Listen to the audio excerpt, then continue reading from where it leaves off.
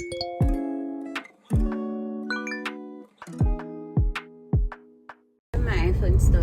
iPhone storage gives me a notification and says that my iPhone storage is full. I start getting ads for Samsungs on my TikTok because I swear my algorithm can tell I'm annoyed. Like, what do you mean? What do you mean? My 256 gigabyte memory storage is full. Like, what does that mean?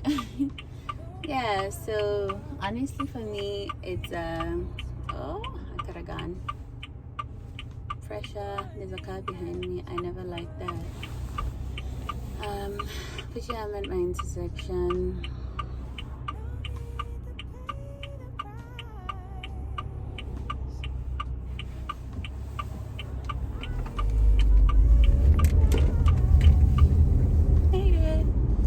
Yeah, but anyways, every time I have this white thing on my blazer, I don't know what it is, but the reality is every time I get that pop-up, I look at iPhone sideways because I'm like, what do you mean the storage is full? One thing that I feel Samsung does way better than iPhone is managing storage, because I feel iPhone is trying to get you to buy iCloud storage, but it's just the thing of I don't want to keep any of my stuff on iCloud, you know? Like, it's okay.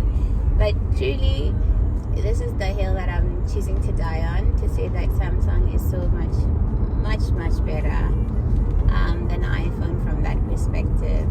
Will I sell my iPhone? Most probably on Black Friday and change back to Android because we are tired, and also it's like the video quality that I was getting from my Samsung A55 was truly decent, and when I was getting this 15, I actually compared the specs of my A55, and what I'd seen is that the A55 actually is at the same level as your 14 Pro Maxes, right? I'm not sure if it was par to par with the 15, but still, for me, it was a really big deal. It's just that the difference would then be, I'd say the pictures, right? How the pictures come out. But then truly, it's like, sorry for picking my nose, bad habit. But truly, it's like so much better because it's managing my storage without pushing me to, without forcing iCloud storage down my throat. But anyways, happy Tuesday, good morning, and welcome to my vlog. Let's go to work. Today is the last day of June 2026. Every time I say this, I always feel like I'm on a radio station, like doing my opening intro.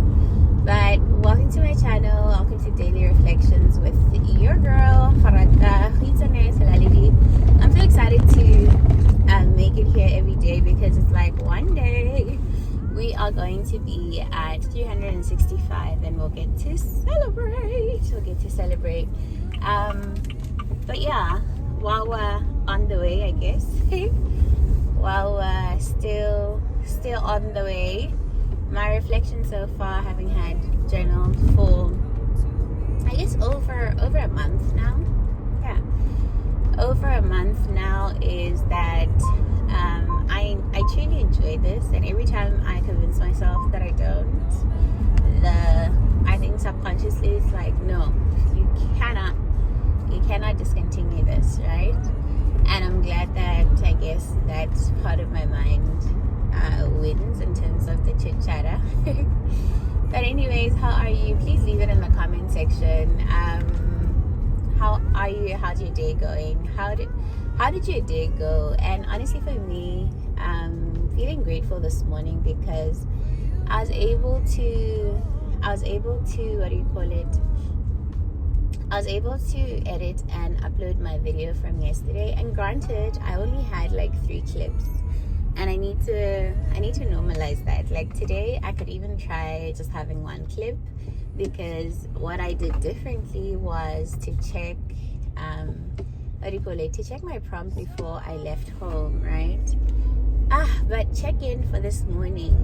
This son of mine My son was up last night at 1, from 1 o'clock until 3:30, and that's his usual week window. It's like 2 to 3 hours, and honestly I gave up at like +3, and while he was still up I was like, Lord have mercy on my soul, because I've been with him, you know. So I just said to my husband, you know what, I am handing him over to you. So he managed to put him to sleep, thankfully. But yeah, I was up early in the wee hours of the night with my boy, and I pray that today I will be able to like just keep my peace in my mind. Oh guys, let me pause and clean my nose. Mom always says that I developed this terrible habit from my uncle of picking my nose. He used to do it like he didn't really care. Get better cleaning myself as I go. But yeah, I just feel it. Like I can tell if I have booger in my nose and I don't like it, right? So yeah, I did that off camera. I'm sorry for the parts that you saw. But yeah, so like I was saying, I think when I've had a long night, and I think my nights are only gonna get longer between now and the 12th of July, because my son is moving into his 10th month, and he is going through, I'd say, the peak development for him, because he's trying to figure out how to crawl. And in reading about, I guess, the impact of that is just that his mind is just keeping him up because of the connections and the neural pathways that it's trying to create for him to figure out how to walk. And woo, it's a lot. Like literally, guys, my son was up at 3. It just felt like it's morning, the way that we were playing with him on the bed, you know. I mean, the way we meaning my husband, because I was tired. But I'm on my way to work. Today's Tuesday, 30th June. And I guess just reflecting a little before we get into our prompt today, reflecting on the month of June for me. June was so bittersweet. And I think the sweet parts being, I'd say, pockets of joy with my son, obviously. But otherwise, bitter because of my grandma's passing. And interestingly, for our book club, we've been reading books that are kind of just tapping into like where I'm at in my life. Because in May we were reading Rebecca Yarrow's The Last Letter, and the last chapter wrecked all of us, where someone where the son dies. And crazy that is it the day after I finished it, I got the news that my grandmother passed. And I think I was looking forward to book club that week, and I couldn't make it because I had to just sit with the news, sit with myself as well. And then this month we're reading Tuesdays with Maury, and this is a story about Maury, who is dying of ALS, and he invites his friend Mitch, who wrote the book. And Mitch is really just sharing the story, or I guess how the days look like as Maury is dying. I think the story could have been better told, but this is not a review of the book. But yeah, another book about death and dying. And I think it's a very bitter pill to swallow, but it's like you have no choice but to, and figure out how to move on, you know. And it's unfortunate that we have to live through it, or we have to live through that. And I made a post on my LinkedIn just sharing about the about the duality of adulthood, that on one hand it was my birthday, and then on the other hand living through the news of, not not the news, but living through the actual funeral on my birthday. Like, it was so awkward because my siblings actually, that morning when they saw me, they actually just said happy birthday, because I think to them, they wouldn't know how else to put it, you know, like happy birthday to you. And yeah, it's like, it's not a happy one this year. Yeah, so lessons this year, I guess it's really sitting with what death looks like, sitting with our mortality, and I think selfishly for me, I'll never believe that I am going to die anytime soon. I always say to my husband, in terms of numbering our days, we're going to live until 97, and that's on that, you know.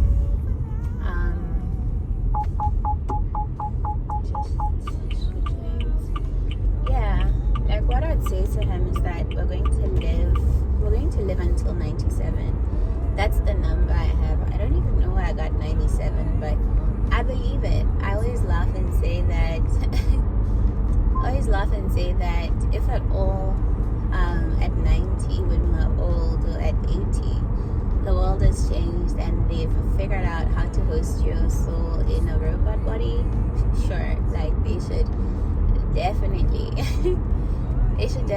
do that, you know. Yeah, but otherwise, in thinking about death and our mortality, I think it's just like something I thought about though, when I was just processing my grief about my grandma. It was, what is it about death and someone dying, you know? I think it's the fact that you've lost time with them. But I've been reading Seed of the Soul, and there's a line that says, now when time is no longer useful in facilitating learning, it falls off. I don't know if it's Seed of the Soul or A Course in Miracles, but that line for me, I'm like, whew, my goodness. So really, the interaction with time for that particular person does not serve much in terms of healing their soul. So the Seed of the Soul talks about how our souls are fractured, and we choose, or our souls choose, to interact with this frame of reality, this 3D world, in order to heal our soul. And we choose, I guess, to take on this phase of life to heal the broken parts of ourselves. And it talks about how our personality reveals the parts of us that are yet to be healed, or that still need to be healed, right? So however you show up, those are the parts that I guess the people around you and you yourself need to figure out how to heal. I'm still reading it, still in the chapter of karma, and honestly I'm reading a lot. Yesterday I picked up Dare to Lead. I decided I'm gonna read these 4 titles in the month of July. So Dare to Lead, The 7 Habits of Highly Effective People, Emotional Intelligence, and I can't remember the 4th one, but I'll check. But these are the 4 books that I'm going to recommend for our Emotional Intelligence Masterclass, which I was ideating yesterday. I'm excited for. It's not going to be the typical workshop, but it's going to be nice. It's going to be fun for the participants and for myself as well in terms of facilitation. But today's conversation is around pausing before you speak, right? And I think the bigger thought that I have before pausing before you speak is pausing to allow yourself to think, right? That's how I would phrase it. Pausing to allow yourself to think before you respond, right? I saw a video on TikTok. This lady was talking about how certain people, she described them as performers, to say performative people thrive on your response or your reaction, right? So they would want to one up you in terms of their visibility, and the way they treat you and how you respond publicly is a currency for them, right? So in thinking about, I guess, dealing with different people and being less responsive today, for me, I think it's taking time to pause and critically think of how you'd like to show up and respond in that moment, right? I caught myself last month, like, I think the word that I'd use in terms of my responses was very, very combative. It's not even last month, actually. It's before, yeah, I think it's April probably. Yeah, but the word I would use was combative. It's like I was very defensive in my responses, and I just wanted to have a confrontation all the time, and it wasn't necessary. And I think going into the month of July, thinking about learning to pause before you speak, just giving yourself a minute or giving yourself 30 seconds before you respond. And I think the reasoning in thinking out loud today, and I think just thinking from the interactions that I've had lately, even yesterday, is to say that what's on the line is the relationship with the next person, right? So how you respond is going to affect how the relationship matures or how the relationship develops, depending on the person as well, I guess, in terms of whether or not they have a resentment on how you interacted. And personally for me, like, I was having a disagreement with my colleague, and she's shouting at me literally on a Teams call, and I'm trying to get her to calm down and listen to reason in terms of what I was asking for, right? And really truly, it's like in the conversation, she really just wanted to have her way. And in pausing before I spoke, I think I realized that, okay, this is how she's coming into the conversation. Is there anything I gain from, I'd say, fighting back in this conversation? No, not necessarily. So I decided actively during the conversation, actively deciding. How are you driving? Nice people. Yeah, anyways, so what I was saying is actively deciding to end the conversation, right? So I think that's one thing where once you've paused and given yourself time, what that space allows you is really just to think, how do I want this conversation to proceed? You know? Yeah, what do I gain from, I'd say, pouring fuel in the conversation, if at all? That's the kind of conversation you're having. Yeah, so today's chat is about pausing before you speak, and I think I'm gonna have longer pauses today because I'm so tired, like fatigued. But I'm praying and believing for a good day today. Today's the last day of the month, and I pray that we'll be able to close on, I'd say, great deals. Look at the sun. Yeah, to be able to close on great deals that will bring revenue to our employer of choice. I was saying to someone yesterday how I'm so grateful to my employer for my feeding hour, because it's been 6 great months where I have been able to actively honor the boundary of getting up and going home without feeling any guilt, you know. That's one. And then also I was sharing with one of our clients at a meeting. They're just chatting about babies, so it was appropriate, I guess, because she shared as well.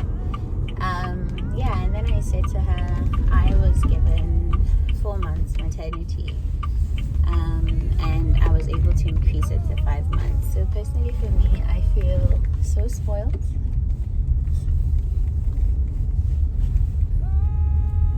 So spoiled by my employer. Just got to work, actually, speaking of employer, and my parking is gone. Anytime after 8, it's over. Like, it is over for you, you know. It's like you cannot expect to get anything in terms of parking But yeah, I'm parking, reverse parking this time around because yeah, last time I tried doing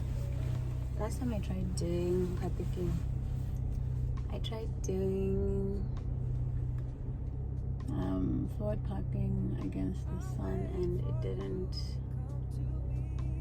make any sense, you know. But otherwise, I'll see you guys. Have an amazing day. Today I'm not wearing a coat because I feel like I'm well dressed. But otherwise, I'll see you guys. I pray for God's favor to locate you and for His grace to sustain you as you live out this day. I was looking for my phone.